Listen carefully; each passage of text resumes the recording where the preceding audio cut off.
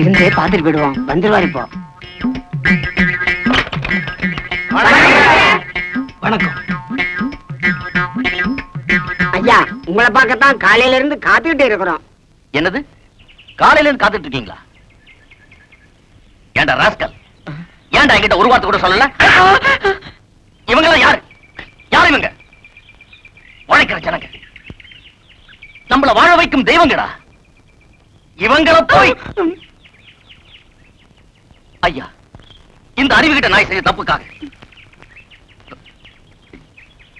நான் உங்ககிட்ட மன்னிப்பு கேட்டுக்கிறேன். மன்னிப்பு கேட்டு. அதனால என்னங்க, உங்களை பார்த்ததே எங்களுக்கு பரம சந்தோஷங்க. எங்க ஊருக்கு ஒரு முறை சூடி எடுக்க வரணுங்க. கண்டிப்பா வரையா. ஐயா, ஆசீர்வாதம் இருக்கட்டும் இருக்கட்டும் இருக்கட்டும். நல்லா இருக்கு நல்லா இருக்கு. இது எங்க வீட்டுல எடுத்து கொண்டு வந்து அவளுங்க உங்களுக்காகத்தான் கொண்டு வந்தோம். இந்தாங்க. அவெல்லாம் எனக்கு ரொம்ப பிடிக்கும். அப்படிங்களா? அப்ப நாங்க வர்றோங்க. இருந்து சாப்பிட்டு போங்கய்யா. பரவாயில்லைங்க, நாங்க போற வழியில ஏதாவது ஹோட்டல்ல சாப்பிட்டுக்கிறோம். நீங்க என்னைக்கும் போல என்னைக்கும் மகராசனா இருக்கணும். முருகா, நாங்க வரோமுங்க. வாங்க வாங்க. நல்ல ஜனங்க.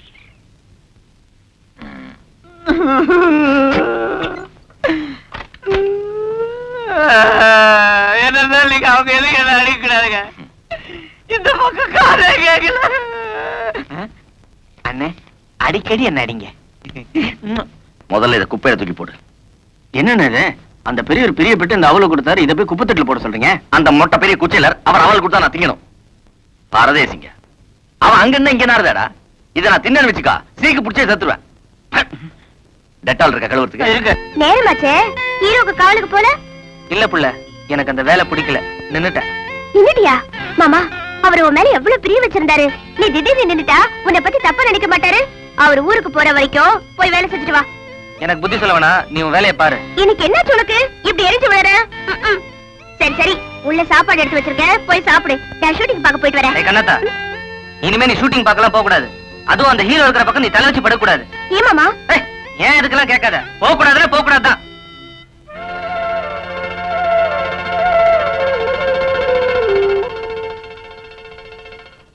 என்னடி இப்பவே கல்யாண பொண்ணாயிட்டியா?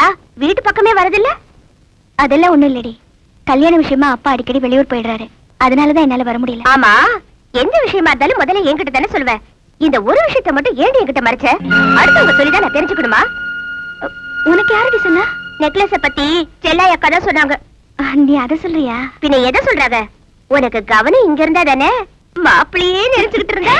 போடி, உன்கிட்ட காமிக்கலாம் தான் உன் வீட்டுக்கு வந்தேன். நீதான் இல்ல, இரு எடுத்துட்டு வர.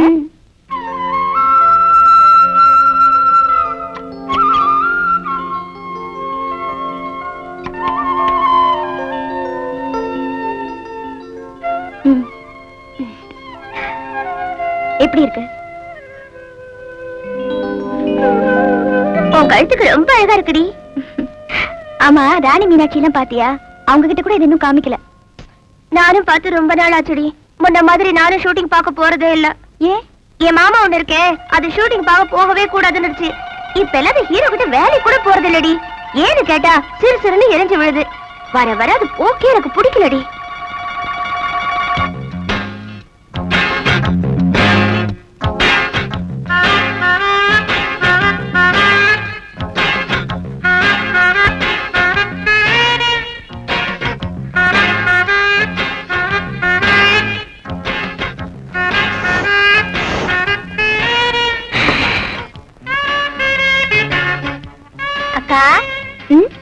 நீங்க ரொம்ப அழகா இருக்கீங்க. நான் மட்டுமா அழகா இருக்க? நீ என்ன அழகா இருக்க? மீனாட்சி என்ன அழகா இருக்கா? பொதுவா பொம்பளைங்க எல்லாமே அழகுதாமா? இல்ல இல்ல, எங்களை விட நீங்க தான் ரொம்ப அழகா இருக்கீங்க. அதெல்லாம் இல்ல, இந்த ட்ரெஸ் மேக்கப் இதெல்லாம் போட்டா நீ கூட தான் அழகா இருப்ப. நிஜமாவா? என் மேல நம்பிக்கை இல்லையா? மீனாட்சி, 1 minute, நீ கூட வா. Come on.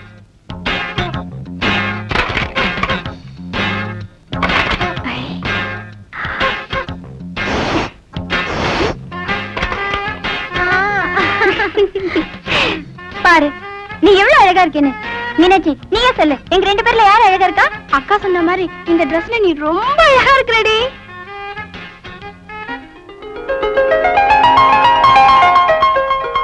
ஏங்கா, நீங்களே நான் அழகா இருக்கேன்னு சொல்லிட்டீங்க, ஏன் நானும் உங்களை மாதிரி சினிமாவில் நடிக்க கூடாது? உனக்கு ஏமா அந்த மாதிரி ஆசை?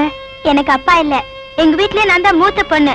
நானும் சினிமால சேர்ந்துட்டா என் தம்பி தங்கச்சி எல்லாரும் படிக்க வச்சு பெரிய ஆளாக்கிடுவேன். குடும்ப கஷ்டத்துக்காக சினிமால சேர்றது தப்புமா? நடிகை ஆகுறது அவ்வளவு சுலபம் இல்ல. நீங்களா பெரிய நடிகை ஆளியாக்கா? நான் சாதாரணமா வளர்ந்து இல்லம்மா, பல கஷ்டங்களை தாங்கித்தாமா இந்த நிலைமைக்கு வந்திருக்க.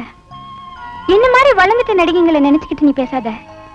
உன்ன மாதிரி எத்தனையோ பொண்ணுங்க தெரியாதனமா சினிமா உலகத்துல நுழைஞ்சிட்டு இதுல வளரவும் முடியாம இதை விட்டு போகவும் முடியாம எவ்வளவு அவஸ்தைப்படுறாங்க தெரியுமா?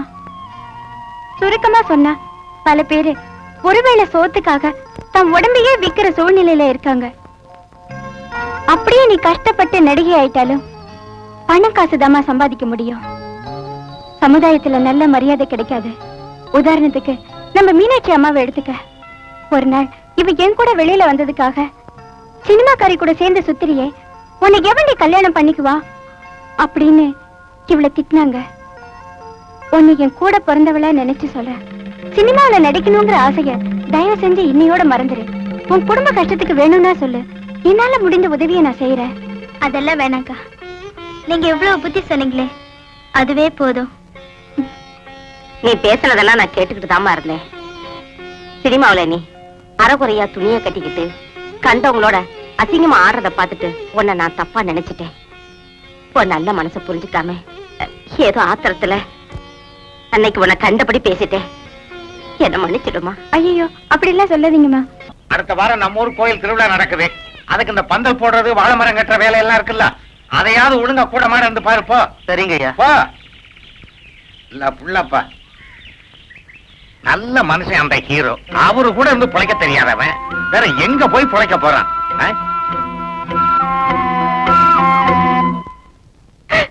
மைக்கே, முட்டிய நல்லா அமுக்குடா. ஏண்டி, யார் உன்னை இங்க வர சொன்னது? எதுக்கா இங்க வந்த? வரக்கூடாதுன்னு தான் நினைச்சேன். இருந்தாலும் வயிற்றுல வளர குழந்தைங்க எத்தனை நாளைக்கு இங்க மூடி மறைக்க முடியும்?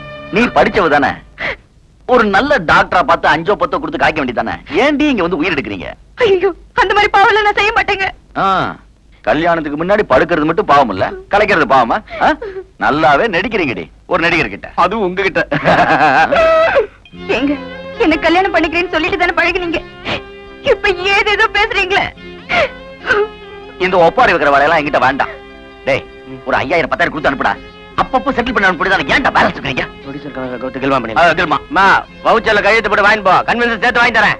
எனக்கு பணம் காசுல வேண்டாங்க. உங்க பொண்டாட்டின்னு சொல்லிக்க ஒரு தாலி கட்டின போதும். தாலியா? அண்ணே, இந்த பொண்ணை பார்த்தா பணம் வாங்குற மாதிரி தெரியல, பாவமா தெரியுது. மேடையில எத்தனை பேருக்கு நீங்க தாலி தானம் பண்ணிருக்கீங்க, அதே மாதிரி இந்த பொண்ணுக்கு ஒரு தாலியை கொடுத்து விட்டுருங்க. டேய், போனா போகுதுன்னு இவளுக்கு தாலி கட்டுன்னு வச்சுக்க. நாளைக்கு எத்தனை பேர் கியூல நிப்பாங்க தெரியுமா? அதுவும் வாஸ்தவம் தான். ஊருக்கு ஒரு பொண்ணுல கெடுத்திருக்கீங்க. தங்கச்சி, தைரியமா நீ மெட்ராஸுக்கு போ. அண்ணன் ஷூட்டிங் முடிச்சு மெட்ராஸுக்கு வந்து உன்னை ஒரு வழி பண்ணிடுவார்.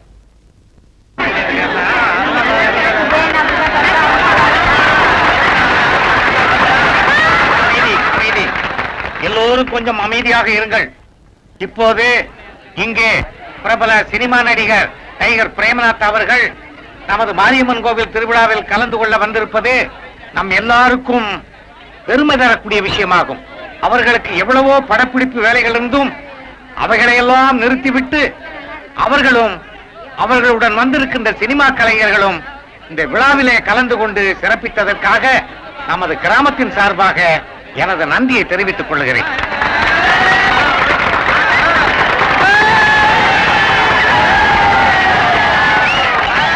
அமைதி. பெரியோர்களே, என்னை வாழ வைக்கும் தாய்மார்களே, என் உயிரினும் மேலான ரசிக பெருமக்களே,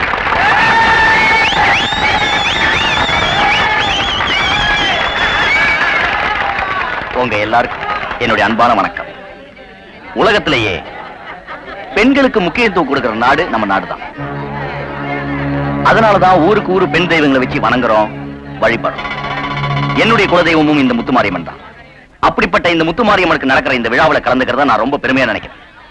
எனக்கு இங்கு வாய்ப்பளித்த ஊர் பெரியவருக்கும் இந்த ஊர் மக்களுக்கும் என் நன்றியை தெரிவித்துக் கொள்கிறேன்.